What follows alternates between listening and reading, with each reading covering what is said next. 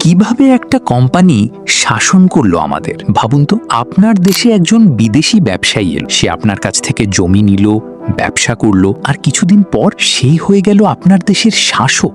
শুনতে অবিশ্বাস্য লাগে, তাই না? কিন্তু ঠিক এটাই ঘটেছিল ভারতীয় উপমহাদেশে, আর সেই গল্পটাই আজ বলব। ধীরে ধীরে কিভাবে সবকিছু হাতছাড়া হয়ে গেল। 1700 শতকের বাংলা, নদী ভরা, ফসল ভরা, সবুজে ঘেরা এক সমৃদ্ধ ভূখণ্ড। নদীর ঘাটে নৌকা ভিড়ছে, বন্দরে চলছে ব্যস্ত বাণিজ্য, কারিগরদের হাতে তৈরি হচ্ছে বিশ্ববিখ্যাত মসলিন, এত সূক্ষ্ম যে আংটির ভেতর দিয়ে চলে যায়। ঢাকা, মুর্শিদাবাদ, চট্টগ্রাম সব জায়গায় ছিল সমৃদ্ধি আর ব্যস্ততা। গ্রামগুলো ছিল স্বয়ংসম্পূর্ণ, শহরগুলো ছিল বাণিজ্যের কেন্দ্র। ইউরোপের ব্যবসায়ীরা বলতো, যদি ধনী হতে চাও বাংলায় যাও। এই খবর ধীরে ধীরে পৌঁছে যায় ইংল্যান্ডে, আর সেখান থেকেই শুরু হয় একটা নতুন অধ্যায়। 1600 সালে ইস্ট ইন্ডিয়া কোম্পানি তৈরি হয়।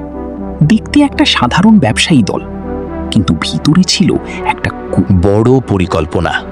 তাদের জাহাজ ভিড়ল ভারত উপকূলে। তারা বলল, আমরা শুধু ব্যবসা করতে এসেছি, মশলা কিনবে, কাপড় কিনবে, তারপর চলে যাবে। এটাই ছিল তাদের পরিচয়। স্থানীয় শাসকরা ভাবল, ঠিক আছে, সমস্যা নেই, বিদেশি ব্যবসায়ী আসলে লাভই হবে। এখানেই ছিল প্রথম ভুল, কারণ তারা বুঝতে পারেনি এটা শুধু ব্যবসা না, এটা ছিল ধীরে ধীরে নিয়ন্ত্রণ নেওয়ার শুরু। কোম্পানি ছোট ছোট কুঠি বানালো, হুগলি, কলকাতা, ঢাকা। প্রথমে ছোট, তারপর বড়, তারপর শক্তিশালী। তারপর তারা শুরু করলো একটা অদৃশ্য কাজ, স্থানীয় রাজনীতি বোঝা। কে দুর্বল, কে শক্তিশালী, কে লোভী, কে বিশ্বাসঘাতক হতে পারে, সবকিছু হিসাব করতে লাগলো। একটা মানচিত্রের মতো তারা মানুষদেরও পড়তে শিখে গেল। এই সময়ে আসে এক চরিত্র, রবার্ট ক্লাইভ। সে শুধু একজন সৈনিক না, সে ছিল একজন কৌশলী খেলোয়াড়। সে বুঝে ফেলল, এই দেশকে জয় করতে সবসময় যুদ্ধ লাগবে না, মানুষকেই ব্যবহার করতে হবে।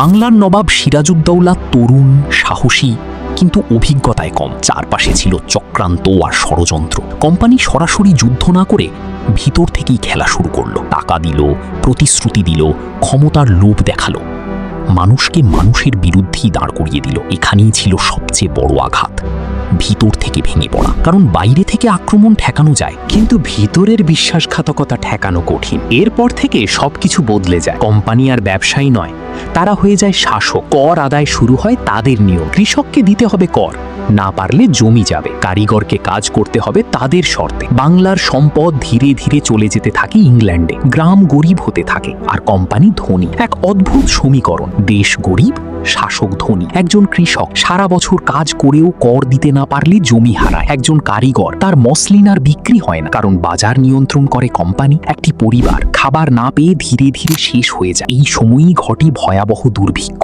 লক্ষ লক্ষ মানুষ মারা যায়, রাস্তার পাশে লাশ পড়ে থাকে, মানুষ খাবারের জন্য হাহাকার করে, কিন্তু কর সেটা বন্ধ হয়নি। এটাই ছিল শাসনের নিষ্ঠুর বাস্তবতা। ধীরে ধীরে কোম্পানি পুরো ভারতীয় উপমহাদেশ নিয়ন্ত্রণে নিয়ে নেয়। তারপর ব্রিটিশ সরকার নিজেই সরাসরি শাসন শুরু করে। শুরু হয় ব্রিটিশ রাজ। রেল লাইন বানানো হয়, স্কুল তৈরি হয়, নতুন আইন আসে।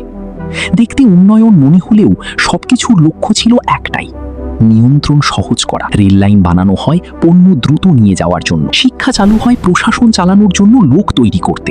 সবকিছুই ছিল পরিকল্পিত। ব্রিটিশরা বুঝে গিয়েছিল একসাথে থাকলে এদের হারানো কঠিন, তাই তারা ব্যবহার করল ডিভাইড অ্যান্ড রুল। মানুষকে ভাগ করো, তারপর শাসন করো। ধর্ম, ভাষা, পরিচয় সবকিছুকে ব্যবহার করা হলো মানুষকে আলাদা করতে। আর এই কৌশলই তাদের এতদিন ক্ষমতায় রেখেছিল। শেষ পর্যন্ত ব্রিটিশরা চলে যায়, কিন্তু যাওয়ার আগে ভাগ করে দিয়ে যায় সবকিছু। ভারত, পাকিস্তান, বাংলাও ভাগ হয়ে যায়। পূর্ব বাংলা হয়ে যায় পূর্ব পাকিস্তান। আর বহু বছর পর সেই পূর্ব পাকিস্তান থেকেই জন্ম হয় বাংলাদেশের। তারা বন্দুক দিয়ে জয় করেন, তারা জয় করেছে বুদ্ধি, কৌশল আর আমাদের দুর্বলতাকে ব্যবহার করে। এখন প্রশ্ন হলো, এটা কি শুধুই ইতিহাস, নাকি আজও পৃথিবীর কোথাও একই খেলা চলছে?